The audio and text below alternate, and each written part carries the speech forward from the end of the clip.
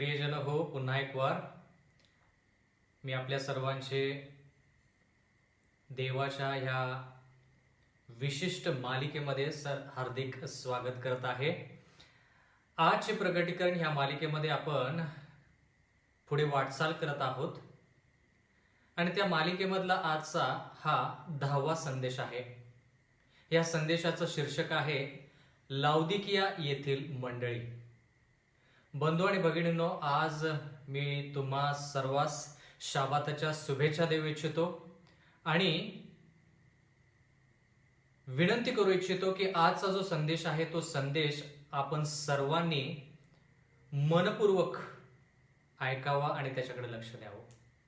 म्हणून आज आपण विशेष करून परत एकदा देवाकडे विनंती करणार आहोत की देवाने आपल्याला आजच्या संदेशामध्ये विशेषरित्या आजच्या संदेशामध्ये मार्गदर्शन करावं. पुन्हा एक वार आपण देवाकडे विनंती करूया, आपण प्रार्थनेत जाऊया.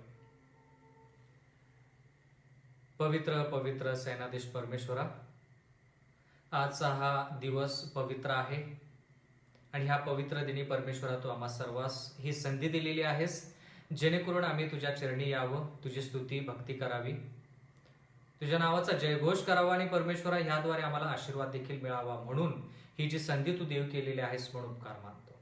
इथून पुढची वेळ आमचं सर्वस्व, विशेष करून आजचा संदेश तुझ्या हाती सोपवून देऊन नम्र विनंती येशूच्या नावात मागतो, आमेन.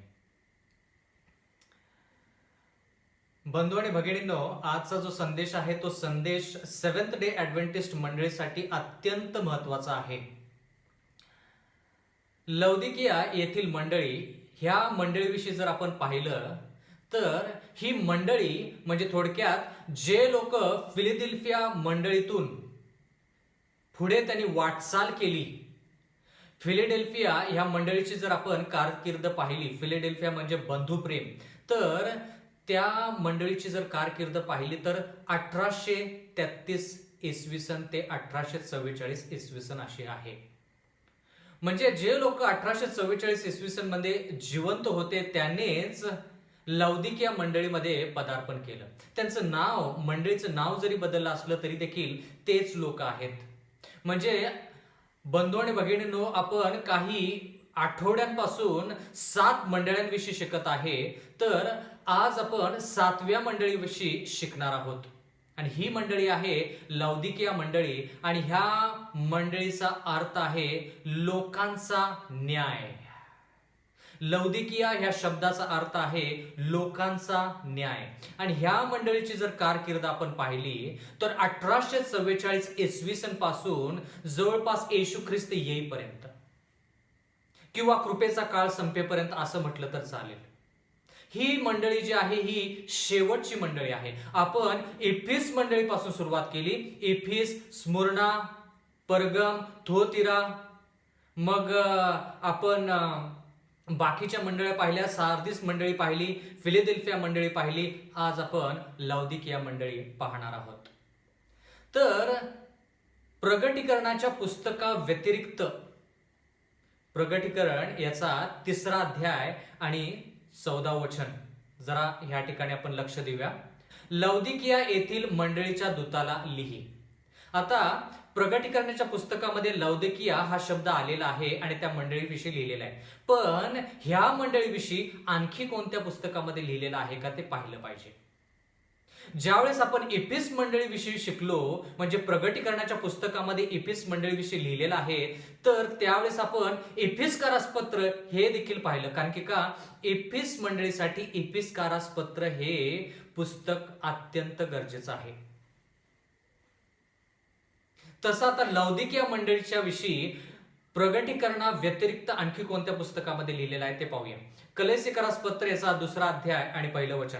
कारण तुमच्यासाठी, लाउदिकिया येथील लोकांसाठी व ज्या इतरांनी माझे तोंड प्रत्यक्ष पाहिले नाही त्या सर्वांसाठी मी एवढे परिश्रम घेत आहे हे तुम्हाला माहीत व्हावे अशी माझी इच्छा आहे. पौल म्हणत आहे की कलेसिकरास जे पत्र त्यानं लिहिलं ते पत्र लाउदिकिया मंडळीसाठी देखील अत्यंत महत्वाचं आहे. म्हणून आपण कृपा करून कलेसिकरास पत्र हे जे पत्र आहे किंवा हे जे पुस्तक आहे ते आपण त्याच्यावरती अध्ययन नक्की केलंच पाहिजे. प्रगटीकरणाचा 3रा अध्याय आणि 14 वचन. लाउदिकिया येथील मंडळीच्या दूताला लिही, जो आमेन, जो विश्वसनीय व खरा साक्षी, जो देवाच्या सृष्टीचे अधिकरण, तो असे म्हणतो. आता टप्प्याटप्प्याने शिकू. प्रगटीकरण 3:14 मध्ये लिहिलंय जो आमेन. आता मुद्दा नंबर 1, येशू ख्रिस्त या मंडळीच्या समोर कसं स्वतःला प्रगट करत आहे? जो आमेन असं प्रगट करत आहे. बंधू आणि भगिनींनो, आपण आमेन शब्द कधी वापरतो किंवा आमेन ह्या शब्दाचा अर्थ काय? आपण लहानाचे मोठे आमेन हा शब्द उच्चारून किंवा ऐकून झालेलो आहोत किंवा मोठे झालेलो आहोत, वयोवृद्ध झालेलो आहोत. तर आमेन या शब्दाचा अर्थ असेच हो. आमेन ह्या शब्दाचा अर्थ असेच हो असा आहे. तर येशू ख्रिस्त ह्या मंडळीच्या समोर असेच हो असा प्रगट का करत आहे? आमेन आपण शब्द कधी बोलतो? ज्यावेळेस सर्व गोष्टी बोलून झाल्या, सर्व गोष्टीचा शेवट झाला की मग आपण आमेन म्हणतो. प्रार्थना संपली की मग आपण आमेन म्हणतो. म्हणजे ज्या गोष्टी आपण बोलत आलेलो आहोत त्या गोष्टी तशाच हो असा त्याचा अर्थ झाला. म्हणजे जरा लक्ष द्या, येशू ख्रिस्त ह्या 7 मंडळीमध्ये वेगवेगळ्या प्रकारे स्वतःच प्रगट करत आहे आणि शेवटी आता 7व्या मंडळीमध्ये येऊन तो म्हणतो आमेन. म्हणजे ज्या गोष्टी आतापर्यंत तो करत आलेला आहे त्या सर्व गोष्टी होत तशाच होत असा त्याचा अर्थ आहे. आमेन. प्रगटीकरणाचा 3रा अध्याय 14 वचन. लाउदिकिया येथील मंडळीच्या दूताला लिही, जो आमेन, जो विश्वसनीय व खरा साक्षी. आता जो विश्वसनीय व खरा साक्षी याचा अर्थ काय? नीतिसूत्रे याचा 14वा अध्याय 5 वचन. विश्वासू साक्षी खोटं बोलत नाही. म्हणजे येशू ख्रिस्त लाउदिकिया मंडळीविषयी जे काय सांगत आहे, जे काय शिकवणार आहे त्या गोष्टी खऱ्या आहेत. कारण की विश्वसनीय साक्षी नीतिसूत्रेप्रमाणे खोटं बोलत नाही. येशू ख्रिस्त खोटं बोलत नाही. ह्या ठिकाणी लिहिलंय खोटा साक्षी मुखाने असत्य वदतो. म्हणजे जो व्यक्ती खोटं बोलतो तो सत्य बोलत नाही, पण विश्वसनीय साक्षी कायम सदा सर्वदा खरं बोलतो. पहिले थेसलोनिकरास पत्र याच्याविषयी आणखी थोडं जास्त शिकूया. विश्वसनीय व खरा साक्षी. पहिले थेसलोनिकरास पत्र याचा 5वा अध्याय आणि 24 वचन. तुम्हाला पाचन करणारा विश्वसनीय आहे. तोच शब्द तुम्हाला, म्हणजे आज देवाचं वचन म्हणतं की तुम्हाला आणि मला पाचारण करणारा विश्वसनीय आहे, तो हे करीलच. म्हणजे काय? ज्या गोष्टी येशू ख्रिस्ताने पहिल्या मंडळीमध्ये सुरू केलेल्या आहेत किंवा प्रगटीकरणाच्या पहिल्या अध्यायामध्ये सुरू केलेल्या आहेत त्या गोष्टी सिद्धीस नेईल. म्हणजे थोडक्यात त्या गोष्टीचा शेवट तो त्याच्या इच्छेप्रमाणे नक्कीच लावेल. असं नाही होणार की त्यानं सुरुवात केलेली आहे आणि त्याचा शेवट कोणीतरी दुसरा करत आहे, असं नाही होणार. जशी येशू ख्रिस्तानं सुरुवात केली तसं तो त्याचा शेवटही करेल. त्याला म्हणायचं विश्वसनीय. म्हणून आपण येशू ख्रिस्तावरती विश्वास ठेवायचा. कारण की ज्या गोष्टी त्यानं आपल्या आयुष्यामध्ये सुरू केलेल्या आहेत, ज्या गोष्टी आपल्याला तो पाचारण करत आहे, त्या अर्थी तो ज्या गोष्टी आपल्या आयुष्यामध्ये त्यानं सुरू केलेल्या आहेत त्याचा शेवटही तोच लावेल. विश्वसनीय. प्रगटीकरणाचा 3रा अध्याय आणि 14 वचन. लाउदिकिया येथील मंडळीच्या दूताला लिही, जो आमेन, जो विश्वसनीय व खरा साक्षी, जो देवाच्या सृष्टीचे अधिकारण. म्हणजे काय? बंधू आणि भगिनींनो, आपण लहानाचे मोठे एक विशिष्ट सिद्धांत किंवा एक विशिष्ट शिक्षण घेत आपण लहानाचे मोठे झालो किंवा आपण शिक्षण संपादन केलेलं आहे. म्हणजे ते शिक्षण कोणतं? उत्क्रांती. मानवाची उत्क्रांती कशी झाली आणि ह्या उत्क्रांतीचं जे शिक्षण आहे त्याच्या पाठीमागं एक संशोधक होता ज्याचं नाव आहे चार्ल्स डार्विन. ह्या शिक्षणामध्ये आपण असं म्हणालो किंवा असं शिकलो की मानव अगोदर प्राणी होता, सूक्ष्म जंतू होता. त्या सूक्ष्म जंतूला काही हजारो वर्षानंतर तो सूक्ष्म जंतू मोठा झाला. मग त्याला 4 पाय आले आणि मग तो सूक्ष्म जंतू त्याचं रूपांतर करोडो वर्षानंतर माकडामध्ये झालं आणि करोडो वर्षानंतर ते माकड 2 पायावरती उभा राहू लागलं आणि करोडो वर्षानंतर तुम्ही आणि मी अस्तित्वात आलो. उत्क्रांती. तर बंधू आणि भगिनींनो, येशू ख्रिस्त मुद्दाम ह्या मंडळीच्या समोर मी सृष्टीचे अधिकरण आहे असं का म्हणत आहे? कारण की 1844 इसवी सनच्या काळामध्ये उत्क्रांतीचं शिक्षण मोठ्या प्रमाणामध्ये देण्यात आलं होतं आणि त्या ठिकाणी येशू ख्रिस्ताला माहित होतं की मंडळीमध्ये, लाउदिकिया मंडळीमध्ये ह्या गोष्टीचा शिरकाव होईल. म्हणून येशू ख्रिस्त म्हणत आहे की जरी हे शिक्षण सैतानाकडून असेल की मनुष्य माकडापासून आला, तर मी तुम्हाला सांगतो की सृष्टीकर्ता मी आहे, म्हणजे मानवाला मी घडवलेलं आहे. आपण उत्क्रांतीमध्ये विश्वास ठेवतो का निर्मितीमध्ये विश्वास ठेवतो? बंधू आणि भगिनींनो, लाउदिकिया मंडळीची गरज ही आहे की आपण सृष्टीकर्ता, म्हणजे आपण निर्मिती आहोत. देवाने हे जग निर्माण केलेलं आहे आणि मानव ही देवाची निर्मिती आहे असं म्हणून येशू ख्रिस्त आपल्या समोर आपण पाहिलं पाहिजे.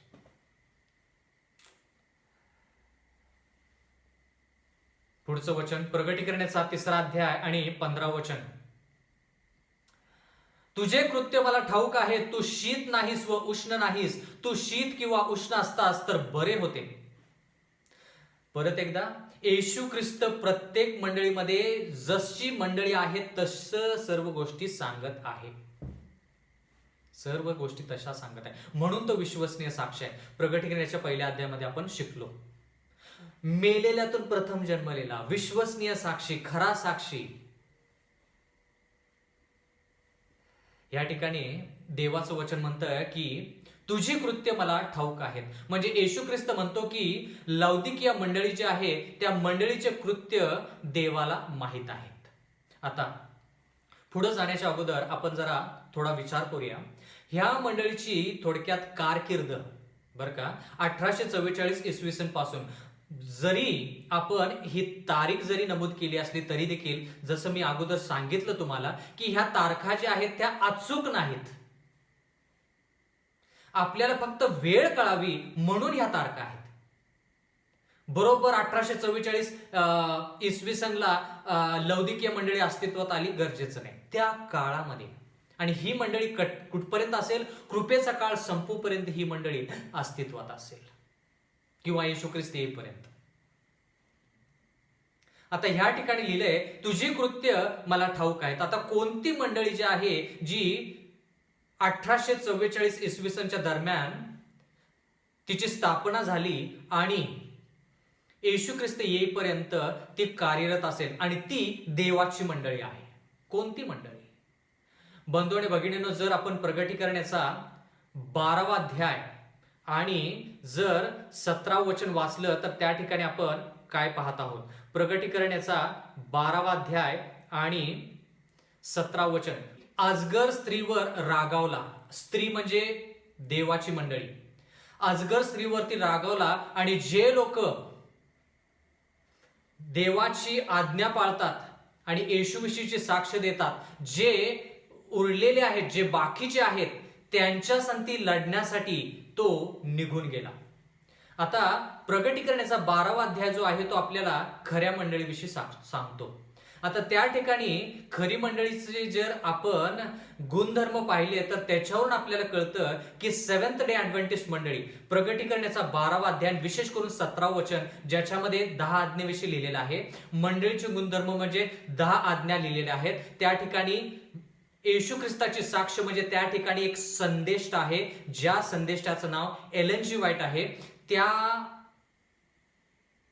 गुणानुसार आणखीन एक गुण म्हणजे जे उरलेले आहेत, जे बाकीचे आहेत, जे शेवटचे आहेत, म्हणजे 1798 इसवी सनच्या नंतर ही मंडळी स्थापन होते. हे जे गुणधर्म आहेत, ह्या गुणधर्मावरून आपल्याला कळतं की सेव्हन्थ डे ऍडव्हेंटिस्ट मंडळी जी आहे ती खरी मंडळी आहे.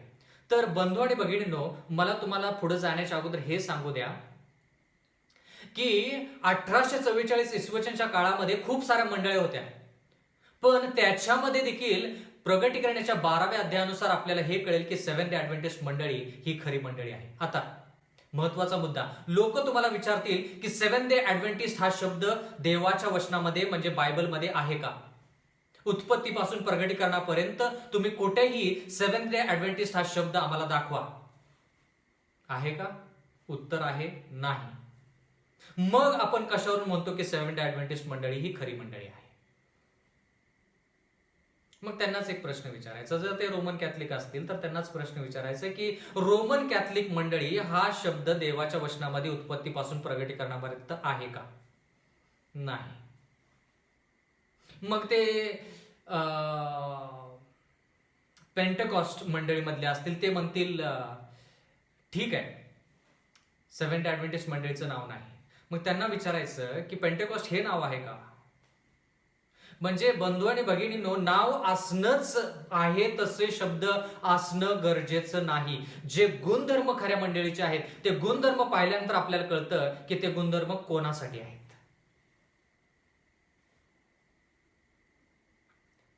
मी खूप वेळा बोलू शकतो लौदिकिया मंडळीविषयी, असंख्य असे संदेश या मंडळीविषयी आहेत, पण वेळेअभावी मी जास्त वेळ न घेता मी पुढे जात आहे. कारण की देवाचं वचन म्हणतं ह्या ठिकाणी की तुझी कृत्य मला ठाऊक आहेत.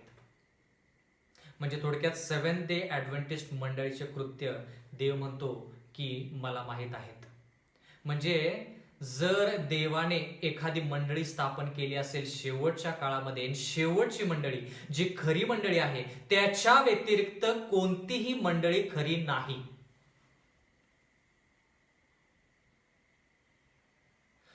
ज्यावेळेस आपण फिलाडेल्फिया या मंडळीविषयी शिकलो, थुअतिरा या मंडळीविषयी शिकलो, त्यावेळेस आपण म्हणालो की रोमन कॅथलिक मंडळीतून बाकीच्या मंडळ्या ज्या स्थापित झाल्या त्या मंडळ्या जरी रोमन कॅथलिक मंडळीतून आल्या असल्या तरी त्या सत्य किंवा खऱ्या मंडळ्या नाहीत.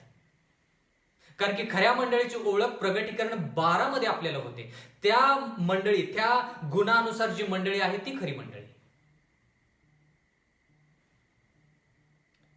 बंधू आणि भगिनींनो, आज मला तुम्हाला हे सांगू द्या की 8वी मंडळी नाही, 7वी मंडळी शेवटची मंडळी आहे. एकूण 7 मंडळ्या आहेत आणि त्या 7 मंडळ्यापैकी शेवटची मंडळी जी आहे ती सेव्हन्थ डे ऍडव्हेंटिस्ट मंडळी आहे. त्याच्या व्यतिरिक्त कोणी दुसरी मंडळी स्थापन करू शकत नाही. जरा मला आणखी थोडं पुढचं पाऊल उचलून सांगू द्या. सेव्हन्थ डे ऍडव्हेंटिस्ट मंडळीतून बाहेर येऊन जर कोणी दुसरी मंडळी स्थापन करत असेल तर ते देवाच्या वचनानुसार नाही.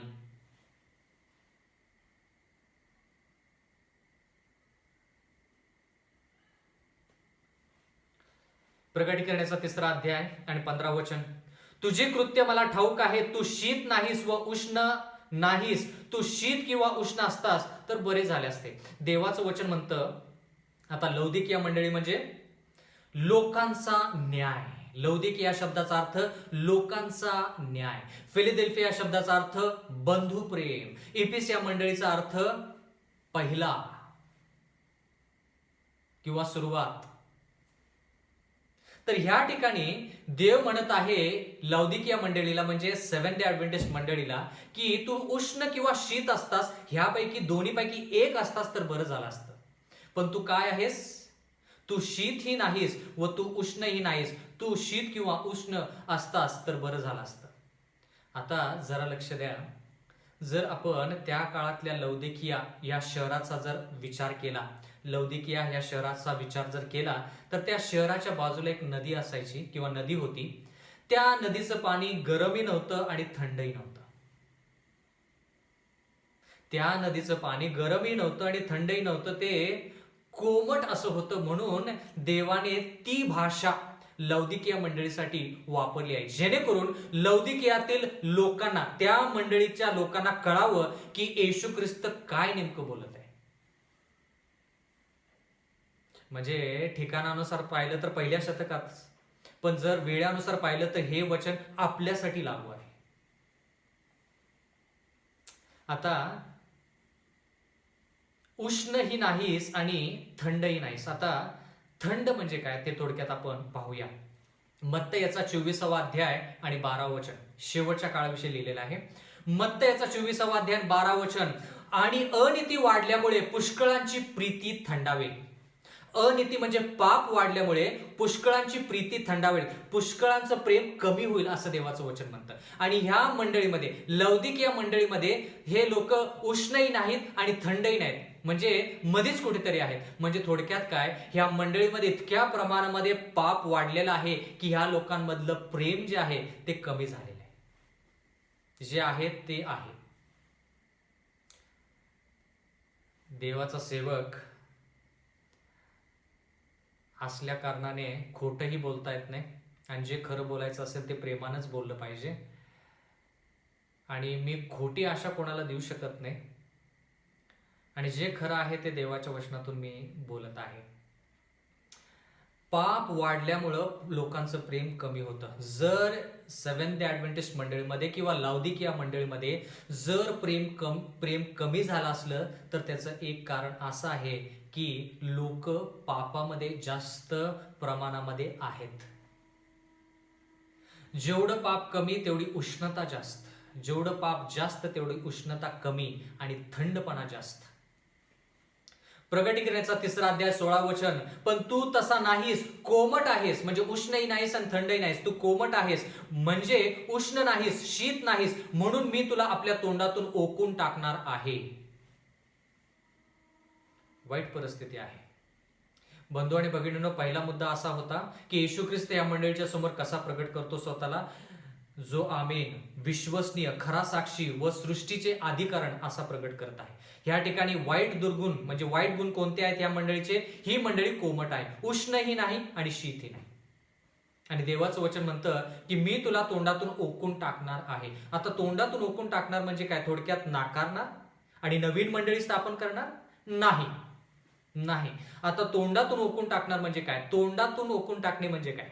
आपण म्हणतो ना कधी कधी, तोंडातून आपण शब्द ओकतो किंवा ओकून टाकतो, म्हणजे थोडक्यात काय, आपण बोलतो. तोंडातून ओकून टाकणे म्हणजे काय? आता अशीच भाषा, असे शब्द जरी नसले तर अशीच भाषा आपण कुठे वाचलेली आहे? प्रगटीकरणाचा 3 अध्याय आणि 5 वचन, जो विजय मिळवतो तो अशा रीतीने शुभ्र वस्त्र परिधान केलेला होईल. मी जीवनाच्या पुस्तकातून त्याचे नाव खोडणारच नाही आणि माझ्या पित्यासमोर व त्याच्या दूतासमोर मी त्याचे नाव पत्करीन. आता उदाहरणार्थ ह्या मंडळीविषयी आपण शिकलेलो आहोत, प्रगटीकरणाचा 3 अध्याय आणि 5 वचन, बरं का? तर ह्या मंडळीमध्ये विशेष करून जर आपण पाहिलं तर आपल्याला कळेल की देव म्हणत आहे की जो विश्वासाने टिकून राहील. कोणत्या मंडळीमध्ये? प्रगटीकरण 3 आणि 5 वचन. आता ही मंडळी कोणती आहे हे तुम्ही शोधून काढायचं.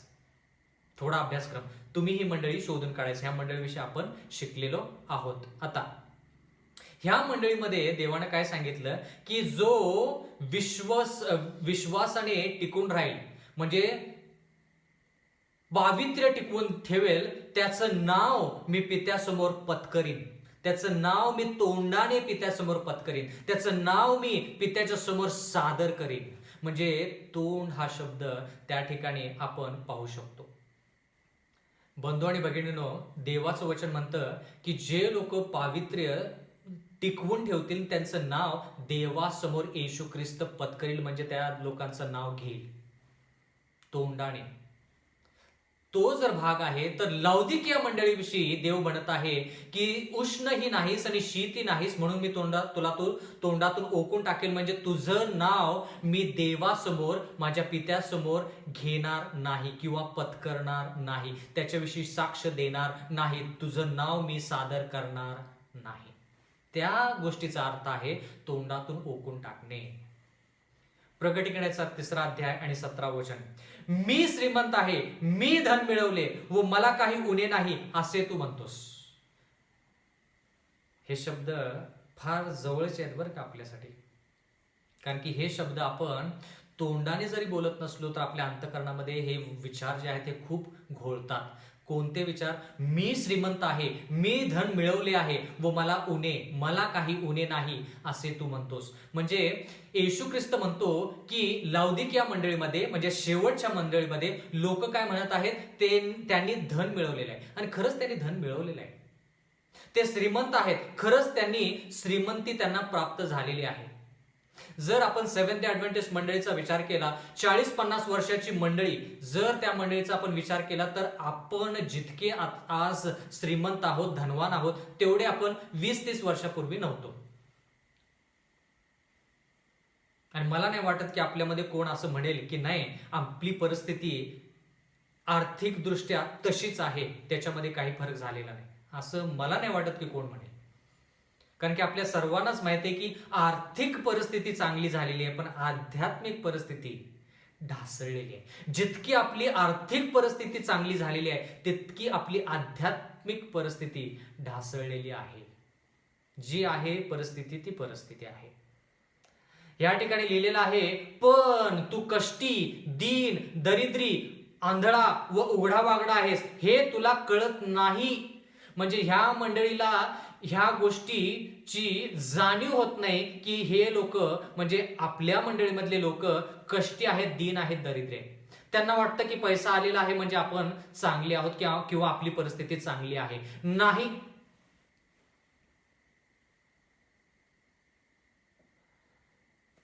लौदिकिया मंडळीविषयी खूप काय आपण बोलू शकतो, पण महत्वाचा मुद्दा ह्या ठिकाणी बंधू आणि भगिनींनो हा आहे की हे लोक, ह्या लौदिकिया मंडळीमधले लोक, त्यांना कोणत्या गोष्टीची गरज वाटत नाही. कोणत्या गोष्टीची गरज वाटत नाही? त्यांना ख्रिस्ताची गरज वाटत नाही. ते म्हणतात की ख्रिस्त आमच्यामध्ये पाहिजे, पण खऱ्या अर्थानं ते ख्रिस्ताकडे का जात नाहीत? कारण की त्यांना ती गरज वाटत नाही. ज्या चुकीच्या सवयी आहेत त्यांच्या, त्या सवयीवरती मात करणं त्यांना गरजेचं वाटत नाही. आणि म्हणून त्यांना कळत नाही की त्यांची गरज काय आहे. त्यांच्याकडे श्रीमंती आहे म्हणून त्यांना कळत नाही की त्यांची गरज काय आहे. त्यांना वाटतं की श्रीमंती आलेली आहे म्हणजे आध्यात्मिकरित्या आपण देवाजवळ आहोत. गरजेचं नाही. श्रीमंती चुकीची नाही. बंधू आणि भगिनींनो, अब्राम देखील श्रीमंत होता, योब देखील श्रीमंत होता, पण ते देवभीरू होते. श्रीमंती चुकीची नाही, पण देवाचं वचन म्हणतं की श्रीमंती आल्यामुळे त्यांना वाटतं की त्यांना कोणत्या गोष्टीची कमी नाही. त्यांना वाटतं की त्यांच्यामध्ये कोणत्या गोष्टी कमी नाहीत, उणे नाही, असे ते म्हणतात. प्रियजन हो, फक्त आपण विचार केला की 20 वर्ष, 30 वर्ष, 40 वर्ष जे आपण ह्या मंडळीमध्ये आहोत, ह्या मंडळीमध्ये असताना आध्यात्मिकरित्या आपली वाढ झालेली आहे का? झाली असेल थोडीफार, नाही म्हणता येणार नाही, पण जशी झाली पाहिजे तशी झालेली आहे का? हा महत्वाचा मुद्दा आहे.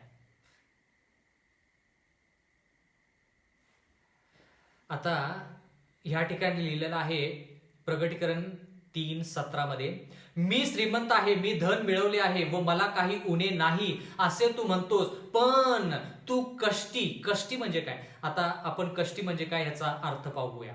रोमकरास पत्र याचा 7वा अध्याय आणि 21वा वचन.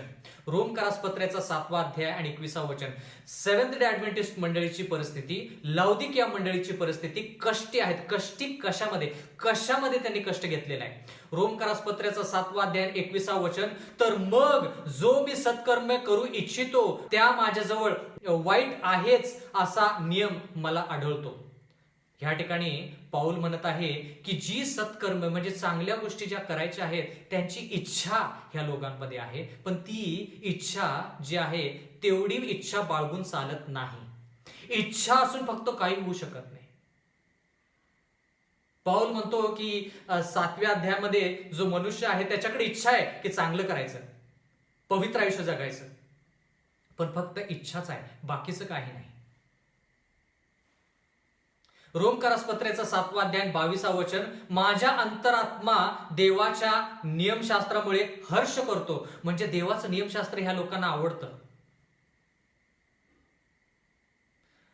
23वा वचन, रोमकरास पत्राचा 7वा अध्याय 23वा वचन, तरी माझ्या अवयवात मला निराळाच नियम दिसतो, तो माझ्या मनातील नियमाबरोबर लढतो आणि मला कैद करून माझ्या अवयवातील पापाच्या नियमाच्या स्वाधीन करतो. म्हणजे बंधू आणि भगिनींनो, ह्या लोकांमध्ये इच्छा तर आहे की पवित्र व्हायचं, पण ते पापच करतात. पवित्रता त्यांच्यामध्ये नाही. रोमकरास पत्र 7वा अध्याय 24वा वचन सर्वांनी लक्षपूर्वक ऐका. रोमकरास पत्राचा 7वा अध्याय 24वा वचन, किती मी कष्टी माणूस. काय म्हणतो पाऊल या ठिकाणी? किती मी कष्टी माणूस, मला ह्या मरणाधीन असलेल्या देहापासून कोण सोडवेल. बंधू आणि भगिनींनो, ह्या रोमकरास पत्रामध्ये 7व्या अध्यायामध्ये जो मनुष्य आहे तो पाप करून करून कष्टी झालेला आहे, पाप करून करून थकलेला आहे, म्हणून तो म्हणतो की मी कष्टी आहे.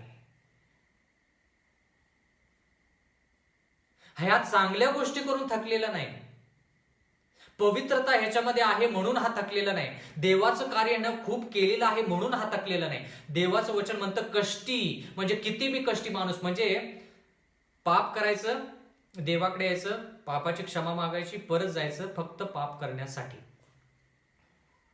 थोड्या वेळसाठी पवित्रता येते किंवा फक्त 7व्या दिवसासाठी पवित्रता येते, मग त्याच्यानंतर ती पवित्रता संध्याकाळ संपली किंवा दिवस मावळला की पवित्रता ही मावळते. आणि म्हणून देवाचं वचन म्हणतं की हा मनुष्य पाप करून करून थकलेला आहे, म्हणून तो म्हणतो की मी कष्टी आहे. आणि येशू ख्रिस्त म्हणतो की बरोबर आहे, तू पाप करून थकलेला आहेस. परत प्रकटीकरणाचा 3रा अध्याय 17 वचन, पण तू कष्टी दीन. आता दीन या शब्दाचा अर्थ काय? दीन या शब्दाचा अर्थ काय? कोरिन्थीकरास पहिले पत्र याचा 15वा अध्याय आणि 19वा वचन. दीन म्हणजे काय किंवा लाचार म्हणजे काय ह्याविषयी आपण पाहूया. कोरिन्थीकरास पहिले पत्र्याचा 15वा अध्याय 19वा वचन. आपण ह्या आयुष्यात ख्रिस्तावर केवळ आशा ठेवणारे असलो तर मग सर्व मनुष्य माणसापेक्षा आपण लाचार आहोत, म्हणजे दीन आहोत, म्हणजे गरीब आहोत. आता ह्या ठिकाणी काय लिहिलेलं आहे ते थोडक्यात पाहूया. पाऊल म्हणतो की जे लोक लाचार आहेत त्यांना फक्त 70-80 वर्षाचं जे आयुष्य आहे त्याच्यामध्येच आशा आहे, त्यांना सार्वकालिक जीवनाची आशा नाही. त्या लोकांना लाचार म्हटलेलं आहे किंवा त्या लोकांना दीन म्हटलेलं आहे. म्हणजे लौदिकिया मंडळीमध्ये, म्हणजे 7व्या मंडळीमध्ये लोक कसे आहेत, त्यांना सार्वकालिक जीवन मिळेल का नाही ह्याची आशा नाही. कारण की का, ते कष्टी आहेत, पापामध्ये पापामध्ये पापामध्ये आहेत, आणि म्हणून त्यांना सार्वकालिक जीवन मिळेल का नाही ह्याची आशा नाही. म्हणून त्यांना आशा ही नाही की आम्ही स्वर्गाच्या राज्यात जाऊ का नाही, आम्ही स्वर्गाच्या राज्यामध्ये गेल्यानंतर सोन्याच्या रस्त्यावरती चालू की नाही, आम्हाला सुवर्ण मुकुट मिळेल का नाही, आम्हाला चांगल्या गोष्टी मिळतील का नाही, ह्याची आशा नाही. म्हणून जरा लक्ष द्या, ते लोक 60, 70, 80, 90 वर्षामध्येच सर्व गोष्टी आत्मसात करण्याचा, सर्व गोष्टी मिळवण्याचा प्रयत्न करतात, जगिक गोष्टी मिळवण्याचा प्रयत्न करतात. त्या लोकांना लाचार असं म्हटलेलं आहे किंवा दीन असं म्हटलेलं आहे, कारण की त्यांची आशा फक्त आयुष्यामध्ये ज्या गोष्टी आहेत त्याच्यावरती आहे. म्हणून ते लोक काय करतात, धन संचय करतात, दौलत, धन दौलत, पैसा पाणी, सर्व गोष्टी ज्या जगिक आहेत त्या गोष्टीच्या पाठीमागं. कारण की का, सार्वकालिक जीवनाची आशा आहे. कमीत कमी जेवढं जगतोय तेवढं त्याच्यामध्ये तर कमीत कमी सुखी राहतो. खरी परिस्थिती आहे, सत्य परिस्थिती आहे. म्हणून येशू ख्रिस्त म्हणतो की तुला वाटतं की तू श्रीमंत आहेस, तू धन मिळवलेला आहेस, पण तू कष्टी आणि दीन आहेस. प्रकटीकरणाचा 3रा अध्याय 17 वचन, पण तू कष्टी दीन दरिद्री. आता दरिद्री म्हणजे काय, दरिद्री म्हणजे काय बंधू आणि भगिनींनो? दरिद्री म्हणजे थोडक्यात आध्यात्मिकरित्या तो बळकट नाही, आध्यात्मिकरित्या तो कमकुवत आहे. जो व्यक्ती आध्यात्मिकरित्या त्याची वाढ झालेली नाही तो व्यक्ती दरिद्री आहे असं देवाचं वचन म्हणतं. प्रकटीकरणाचा 3रा अध्याय 17 वचन, पण तू कष्टी दीन दरिद्री आंधळा. आता आंधळा म्हणजे काय, आंधळा म्हणजे काय?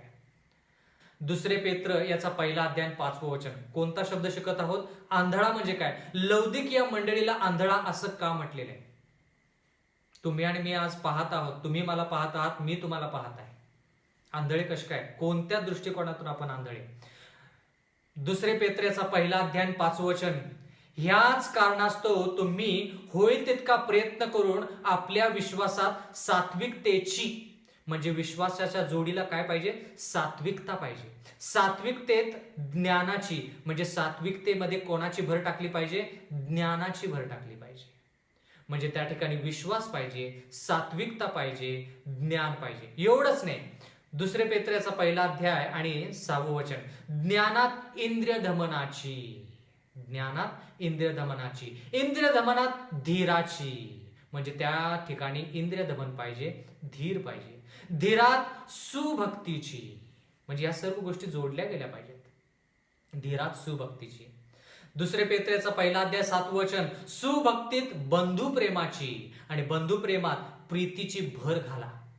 म्हणजे या सर्व गोष्टी मनुष्यामध्ये पाहिजेत. कोणकोणत्या गोष्टी? विश्वास, सात्विकता, ज्ञान, इंद्रिय दमन, धीर, सुभक्ती, बंधुप्रेम, प्रीती, ह्या सर्व गोष्टी पाहिजेत. पण देवाचं वचन म्हणतं, दुसरे पेत्र याचा पहिला अध्याय आणि 9व्या वचनामध्ये, सर्वजण कृपा करून लक्ष द्या. आपण काय शब्द शिकत आहोत? आंधळा म्हणजे काय? दुसरे पेत्र्याचा पहिला अध्याय 9वं वचन म्हणतं, ज्याच्या अंगी ते नाहीत तो आंधळा आहे. ज्याच्या अंगी ते नाहीत म्हणजे काय नाही? विश्वास, सात्विकता, ज्ञान, इंद्रिय दमन, धीर, सुभक्ती, बंधुप्रेम, प्रीती, ज्या व्यक्तीकडे अशा गोष्टी नाहीत तो आंधळा आहे. म्हणजे लौदिकिया मंडळीमध्ये या सर्व गोष्टीची कमतरता आहे. पण पैसा आहे, धन दौलत आहे, श्रीमंती आहे. बंधू आणि भगिनींनो, जाता जाता एक वाक्य सांगतो, मी हे पापीच आहे. आजचा संदेश पाप्याकडून पहिलं माझ्यासाठी आहे हा संदेश, आणि मग इतरांसाठी आहे. आपण करोडो रुपये जरी मिळवले तर त्यातला 1 रुपया देखील आपल्याला सार्वकालिक जीवन देऊ शकत नाही. 1 रुपया.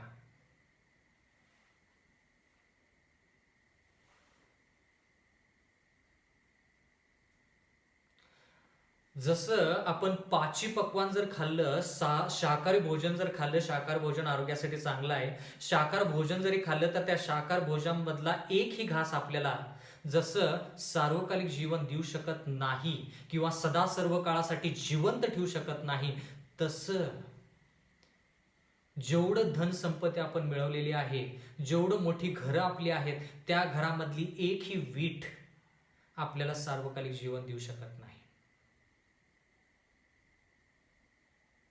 पण ज्या व्यक्तीकडं ह्या गोष्टी आहेत, ज्या आपण नमूद केलेल्या आहेत, ज्या व्यक्तीकडं विश्वास आहे, तो व्यक्ती श्रीमंत आहे. तो व्यक्ती श्रीमंत आहे. तो व्यक्ती उष्ण आहे. तो व्यक्ती उष्ण आहे. प्रकटीकरणाचा 3रा अध्याय आणि 17वं वचन, तू कष्टी, दीन, दरिद्री, आंधळा व उघडा वागडा आहेस. पण आपण स्वतःला म्हणतो की आपण श्रीमंत आहोत. पण देव म्हणतो की नाही, तू तसा नाही आहेस, तू उघडा वागडा आहेस. आता उघडा वागडा म्हणजे काय? विवस्त्रपणा म्हणजे काय? नग्नता म्हणजे काय? उघडा वागडा, विवस्त्रपणा किंवा नग्नता हे सर्व शब्द एक सारखेच आहेत. आपण नग्नता ह्याच्याविषयी पहिल्या वेळेस पवित्र शास्त्रामध्ये कुठं वाचलं? उत्पत्ती याचा 3रा अध्याय. ज्या वेळेस आदम आणि हवेनं पाप केलं, त्यांनी फळ खाल्लं, ज्या झाडाचं फळ खाऊ नको असं सांगितलं, त्या झाडाचं त्यांनी फळ खाल्लं, आणि काय झालं? उत्पत्ती 3:7, तेव्हा त्या उभयतांचे डोळे उघडले आणि आपण नग्न आहोत असे त्यांना कळून आले. बंधू आणि भगिनींनो, ते आदम आणि हवा जे होते ते पापाच्या अगोदर देखील नग्नच होते. म्हणजे काय? ते तुमच्यासारखे माझ्यासारखे असे कपडे घालत नव्हते. त्यांचं नग्नता जी होती ती पावित्र्याने लपली होती. पावित्र्याद्वारे त्यांची नग्नता दिसत नव्हती. नीतिमत्वता ती त्यांच्यामध्ये जी होती त्याच्यामुळे त्यांची नग्नता दिसत नव्हती. देवाने त्यांना पवित्र असं घडवलं होतं, म्हणजे त्या पावित्र्यामध्ये त्यांची नग्नता दिसत नव्हती. पण ज्यावेळेस त्यांनी पाप केलं त्यावेळेस ते पावित्र्याचं वस्त्र निघून गेलं, पावित्र्य निघून गेलं, म्हणून त्यांची नग्नता त्यांना दिसली. नोहाचा जर आपण विचार केला तर नोहा त्यानं तारवातून बाहेर आल्यानंतर तो म्हणजे त्यानं मद्यपान केलं आणि त्या मद्यपानाच्या धुंदीमध्ये तो विवस्त्र झाला, म्हणजे उघडा वागडा होता, तो नग्न होता. तो म्हणजे लौदिकिया मंडळीची परिस्थिती जणू काय मद्यपानामध्ये लोक आहेत अशी आहे. म्हणून ते विवस्त्र आहेत. नग्नतेमध्ये म्हणजे थोडक्यात मद्यधुंद मद्यपानामध्ये धुंद असल्यासारखं आहेत म्हणून ते विवस्त्र आहेत. प्रेषितांच्या कृत्याचा 19 अध्याय आणि 11 वचन. देवाने पावलाच्या हातून असाधारण चमत्कारही घडवले. म्हणजे जे चमत्कार साधारण नाहीत तशा प्रकारचे असाधारण म्हणजे अत्यंत अद्भुत असं कार्य केलं. कोणतं कार्य? प्रेषितांच्या कृत्याचा 19 अध्याय आणि 12 वचन. ते असे की रुमाल किंवा फडकी त्यांच्या अंगावरून आणून रोग्यांवर घातली म्हणजे त्यांचे रोग दूर होत असत व दुष्ट आत्मे त्यांच्यातून निघून जात असत. बघा एवढी ताकद पाऊल आणि त्यांच्या बाकीच्या प्रेषितांमध्ये. म्हणजे त्यांनी जर रुमालाला जर स्पर्श केला तर रुमाल कोणीतरी घेऊन रोग्यावरती ठेवला तर ते रोगी बरे व्हायचे. इतकी ताकद कधी येईल आपल्यामध्ये? आणि दुष्ट आत्मे त्यांना सोडून जायचे, देवाचं वचन म्हणतं. अद्भुत कार्य. मग अशा गोष्टी पाहिल्यानंतर काही लोक थोडे उत्तेजित झाले. ते म्हटले की आम्ही देखील असंच करू, म्हणजे पावलासारखं आम्ही करू. प्रेषितांच्या कृत्याचा 19 अध्याय आणि 13 वचन. तेव्हा कित्येक पंचाक्षरी फिरिस्ते यहुदी दुष्ट आत्मे घालवायला लोकांवर प्रभू येशूचे नाव उच्चारून म्हणू लागले, ज्या येशूचे पाऊल घोषणा करतो त्याची मी तुम्हाला शपथ घालतो. म्हणजे बाकीच्या लोकांनी हा प्रयत्न केला. जरा लक्ष द्या काय झालं ह्या लोकांचं. ज्या लोकांनी दुष्ट आत्मे काढण्याचा प्रयत्न केला पावलासारखं त्यांचं काय झालं? प्रेषितांच्या कृत्य यांचा 19 अध्याय 14 वचन. एक यहुदी मुख्य याजक स्किवा ह्याला 7 मुलगे होते. ते असे करीत होते. 7 मुलगे होते आणि ते सर्वजण असं करत होते. काय करत होते? येशू ख्रिस्ताच्या नावामध्ये पावलाच्या नावामध्ये काय करत होते? ते दुष्ट आत्मे घालून देत होते. पण हे लोक पवित्र होते का? पाहूया. 15 वचन. प्रेषितांचे कृत्य 19 अध्याय 15 वचन. त्यांना दुष्ट आत्म्याने उत्तर दिले, येशूला मी ओळखतो व पावलालाही मी ओळखतो, पण तुम्ही कोण आहात? तुम्ही कोण आहात? बंधू आणि भगिनींनो, दुष्ट आत्मे काढणं त्याला खरंच देवाकडून पाचारण पाहिजे किंवा देवाची ताकद असल्याशिवाय त्या गोष्टीमध्ये कुणीही पडू नये. आपण काय शिकत आहोत? उघडा वागडा, विवस्त्र, नग्न म्हणजे काय? प्रेषितांच्या कृत्याचा 19 अध्याय 16 वचन. मग ज्या माणसाला दुष्ट आत्मा लागला होता त्याने त्यांच्यावर उडीव घालून दोघांना हटवले व त्यांच्यावर इतकी जबर बसवली की ते त्या घरातून घायाळ व उघडे नागडे होऊन पळून गेले. म्हणजे जो दुष्ट आत्मा ते काढायला गेले, दुष्ट आत्माने त्यांच्यावरती, त्या व्यक्तीने त्यांच्यावरती झडप घातली, त्यांना घायाळ केलं आणि विवस्त्र थोडक्यात ते झाले. त्यांचे कपडे फाटून तुटून गेले आणि ते उघडे वागडे घरातून पळून गेले असं देवाचं वचन म्हणतं. बंधू आणि भगिनींनो, साधी गोष्ट नाही. देवाचं वचन म्हणतं की लौदिकिया मंडळीमध्ये लोक स्वतःला म्हणत आहेत की ते आध्यात्मिक आहेत, पण त्यांची परिस्थिती अशी आहे. ते दुष्ट आत्म्याविरुद्ध लढायचा प्रयत्न करत आहेत, त्यांच्यामध्ये पावित्र्य नाही. ते स्वतःच्या हिमतीवरती आध्यात्मिकरित्या पुढे जाण्याचा प्रयत्न करत आहेत आणि ते जसा दुष्ट आत्मा ह्या लोकांना घालवून देतो, पळवून लावतो, तशी लौदिकिया मंडळीची परिस्थिती होते. साधी गोष्ट नाही. बंधू आणि भगिनींनो, देवाचं वचन म्हणतं की दुष्ट आत्म्याविरुद्ध लढायचं जर असेल तर आपल्याला देवाशिवाय, येशू ख्रिस्ताशिवाय आपण ती गोष्ट करू नये. म्हणजे पापाच्या विरोधात जरी लढायचं असेल तरी देखील, नाहीतर आपली परिस्थिती या लोकांसारखी होईल.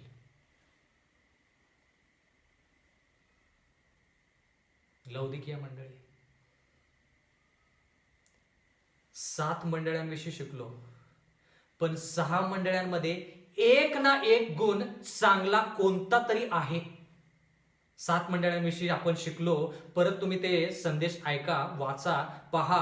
त्याच्यामध्ये आपण कमीत कमी एक चांगले गुण एक मंडळीमध्ये, प्रत्येक मंडळीमध्ये एक तर गुण चांगला पाहिला. ह्या मंडळीमध्ये एकही चांगला गुण नाही, एकही चांगला गुण नाही. लौदिकिया मंडळी. पण देव काय करतो? ज्या लोकांमध्ये पाप जास्त आहे, ज्या लोकांना पापामध्ये ते बरबटून गेलेले आहेत, पूर्णपणे बुडून गेलेले आहेत, त्यांच्या संगती जास्त नातं जोडत आहे. हा मुद्दा सर्वात चांगला मुद्दा आहे. बंधूंनी भगिनीने, ह्या मंडळीमध्ये एकही चांगले गुण नसले तरी देखील देव ह्याच मंडळीचा वापर करून पूर्ण जगाला सुवार्ता सांगणार आहे. जर तुमच्यामध्ये तोंडामध्ये तुम्हाला जर तोंड असेल तर कृपा करून आमेन म्हणा. ह्याच मंडळीचा वापर करणार आहे देव पूर्ण जगाला सुवार्ता सांगण्यासाठी. म्हणजे थोडक्यात देव म्हणत आहे की ही मंडळी अशी आहे ना, ह्या मंडळीचं मी काय करतो ते बघा. ह्या मंडळीला मी किती उच्चांक, किती वरच्या स्तरावरती नेतो आणि ही मंडळी पूर्ण जगामध्ये कसं देवाचं वचन सांगते ते पहा. एकही चांगली गुण ह्या मंडळीमध्ये नाहीत.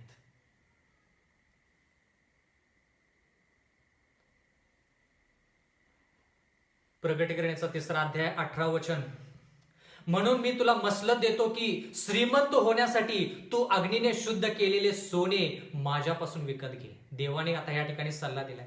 चांगले गुण तर नाही आहेत, वाईट गुण आहेत, मग म्हटल्यानंतर आता सल्ला दिला पाहिजे देवाने. म्हणून मी तुम्हाला मसलत देतो की श्रीमंत होण्यासाठी तू अग्नीतून शुद्ध केलेले सोने माझ्यापासून विकत घे. सोने म्हणजे काय? सोनं कशाला दर्शवतं? 1 पेत्र्याचा 1 अध्याय 7 वचन. 1 पेत्र्याचा 1 अध्याय 7 वचन. यासाठी की नाशवंत सोन्याची परीक्षा अग्नीने करतात, त्या सोन्यापेक्षा मौल्यवान अशी जी तुमच्या विश्वासाची परीक्षा ती येशू ख्रिस्ताच्या प्रगट होण्याच्या वेळेस प्रशंसा, गौरव व मान यास कारणीभूत व्हावी.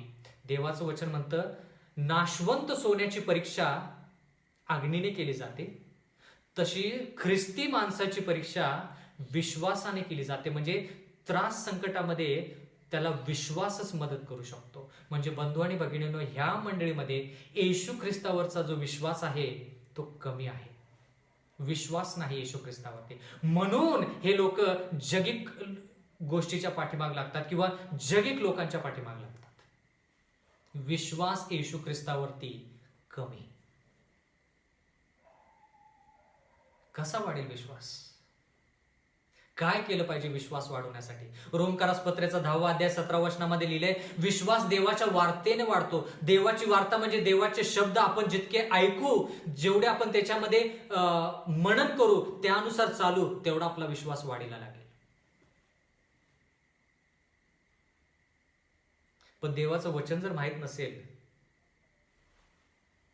तर त्याच्यावरती मनन कसं करणार? आणि जर आपण मनन केलं नाही तर त्याचा अनुभव कसा घडेल? त्याचा जर अनुभव घडणार नाही तर विश्वास फार लांबची गोष्ट आहे.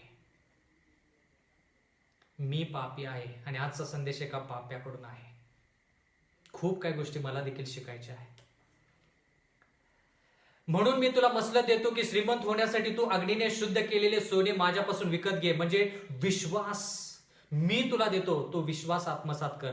तुझी लज्जास्पद नग्नता दिसण्यात येऊ नये म्हणून नेसायला शुभ्र वस्त्र विकत घे. शुभ्र वस्त्र विकत घे. नेसायला, कारण की आपण नग्न आहोत. शुभ्र वस्त्र म्हणजे काय? प्रकटीकरणाचा 19 अध्याय 8 वचन. शुभ्र वस्त्र म्हणजे काय? तिला तेजस्वी व शुद्ध असे तागाचे तलम वस्त्र नेसायला दिले आहे. बंधू आणि भगिनींनो, ज्या लोकांना देवाच्या इच्छेनुसार चालायची इच्छा आहे त्या लोकांना देव पवित्रता देतो. म्हणजे त्यांची नग्नता लपून जाईल किंवा झाकली जाईल. पुढे लिहिलेलं आहे, आणि प्रगट करण्याचा 3रा अध्याय 18 वचन. आणि तुला दृष्टी यावी म्हणून डोळ्यात घालण्यास अंजन विकत घे. कारण की आपण आंधळे आहोत, म्हणून देव काय म्हणतो? तुला डोळ्यात घालण्यास अंजन विकत घे. अंजन म्हणजे काय? आणि हे विकत कोणाकडून घ्यायचं? सोनं कोणाकडून विकत घ्यायचं? वस्त्र. आणि अंजन कोणाकडून विकत घ्यायचं? देवाकडून. पण ह्या सर्व गोष्टी लौकिक मंडळी आज कोणापासून विकत घेत आहे? जगापासून. म्हणून त्यांच्याकडे खरं खरं सोनं आहे, विश्वास नाही. त्यांच्याकडे चांगले कपडे आहेत, पवित्रता नाही. त्यांच्याकडे खरोखर अंजन आहे, पण त्यांच्याकडे काय नाही? जरा लक्ष द्या. 1 शमूएलचा 9 अध्याय आणि 9 वचन. पूर्वीच्या काळी इस्रायलात कोणी देवाकडे प्रश्न करण्यास जाई तेव्हा तो म्हणत असे की चला दृष्ट्याकडे जाऊ. हल्ली ज्याला संदेष्टा म्हणतात त्याला पूर्वी द्रष्टा म्हणत. म्हणजे बंधू आणि भगिनींनो, संदेष्टा किंवा दृष्टांत पाहणारा म्हणजे पुढील होणाऱ्या गोष्टी अगोदरच सांगणारा, त्याला म्हणायचं संदेष्टा किंवा दृष्टांत पाहणारा. ज्या गोष्टी घडायच्या आहेत त्या गोष्टी अगोदर सांगणारा, त्याला म्हणायचा संदेष्टा किंवा दृष्टांत पाहणारा. तर जरा लक्ष द्या, सेव्हन्थ डे ॲडव्हेंटिस्ट मंडळीमध्ये एक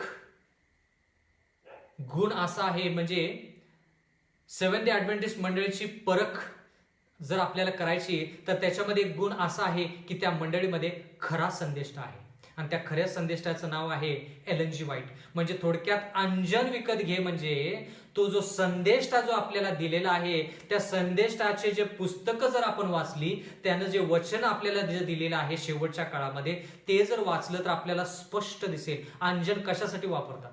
स्त्रियांना जास्त माहिती, डोळे स्वच्छ व्हावेत, स्पष्टरित्या दिसावं म्हणून एलन जी व्हाईटची जी पुस्तकं जी आहेत जर ती आपण वाचली तर आपल्याला देवाचं वचन स्पष्टपणे कळेल. इतकं स्पष्टपणे कळेल की आपल्याला मग कळेल की आपण कोणत्या पातळीला आहोत. बंधू आणि भगिनींनो, नव्या करारामध्ये ज्यावेळेस येशू ख्रिस्ताने एका मनुष्याला, आंधळा जो होता त्याला ज्यावेळेस दृष्टी आणली, त्यावेळेस यहुदी लोक त्याच्याकडे येऊन त्यांना म्हणू लागले की तुला कोणी दृष्टी दिली, तुला कोणी दृष्टी दिली, सांग आम्हाला तुला कोणी दृष्टी दिली, कोणी तुझे डोळे बरे केले. त्यावेळेस तो व्यक्ती काय म्हणाला, एका संदेष्टाने मला दृष्टी दिली. म्हणजे बंधू आणि भगिनींनो, जरा हा संदर्भ कळाला का जरा मला सांगा.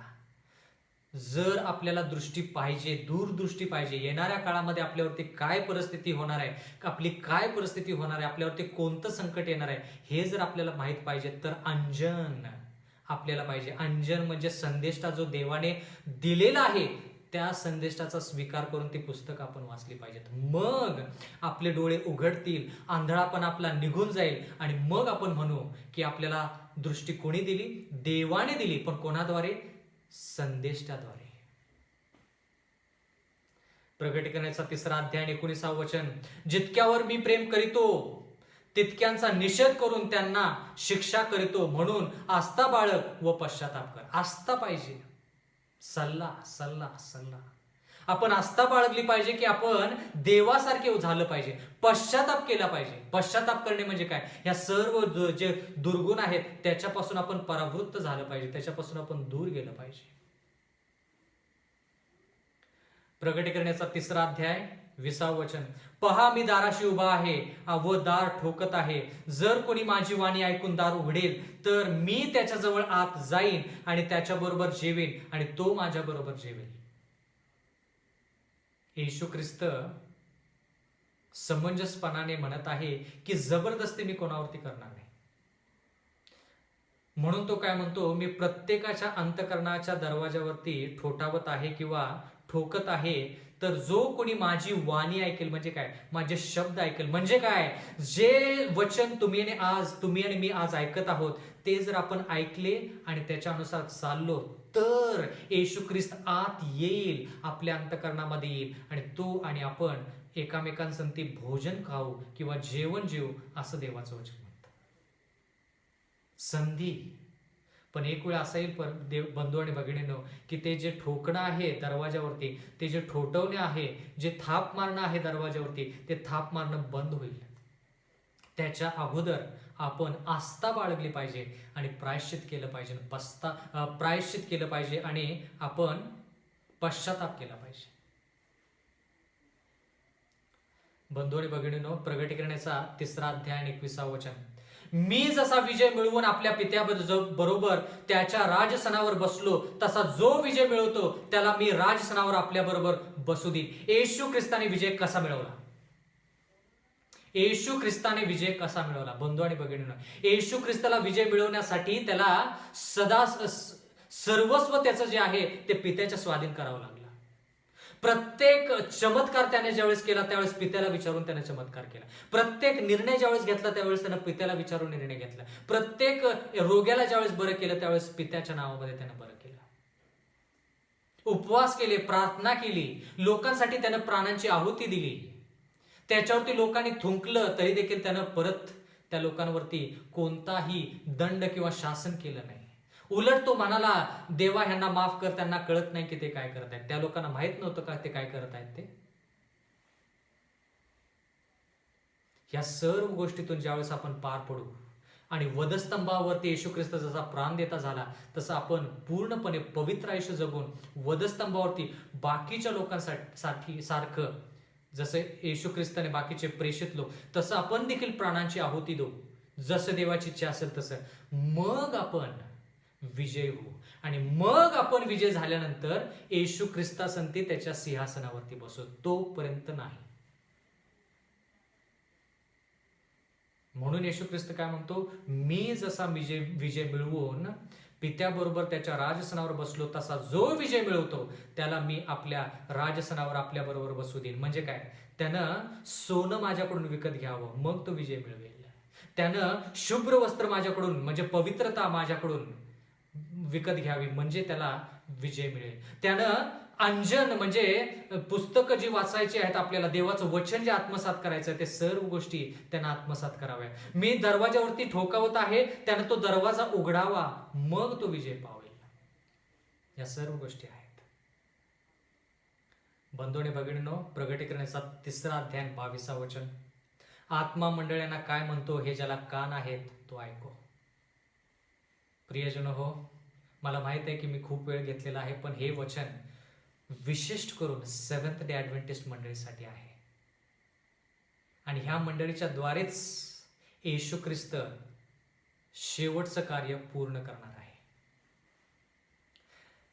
देव किंवा येशू ख्रिस्त ज्यावेळेस येईल त्यावेळेस खऱ्या अर्थानं ख्रिस्ती लोक नक्कीच असतील, पवित्र लोक नक्कीच असतील. येशू ख्रिस्ताचे गुणधर्म ज्यांनी आत्मसात केलेले आहेत ते लोक नक्कीच असतील. पण लाखो रुपयांचा प्रश्न फक्त हाच आहे की तुम्ही त्या कळपामध्ये असाल का, मी त्या कळपामध्ये असेल का, एवढाच प्रश्न.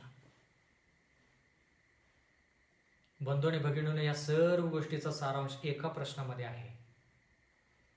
देवाचे लोक शेवटच्या काळामध्ये नक्कीच असतील, पण त्या देवाच्या लोकांमध्ये तुम्ही आणि मी असेल का?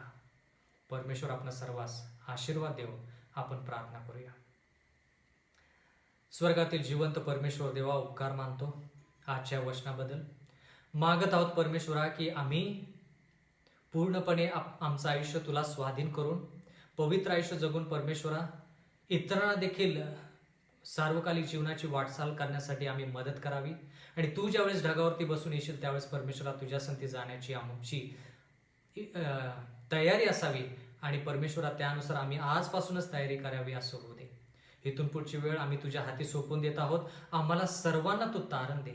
नम्र विनंती येशूच्या नावात मागतो, म्हणून तो ऐक.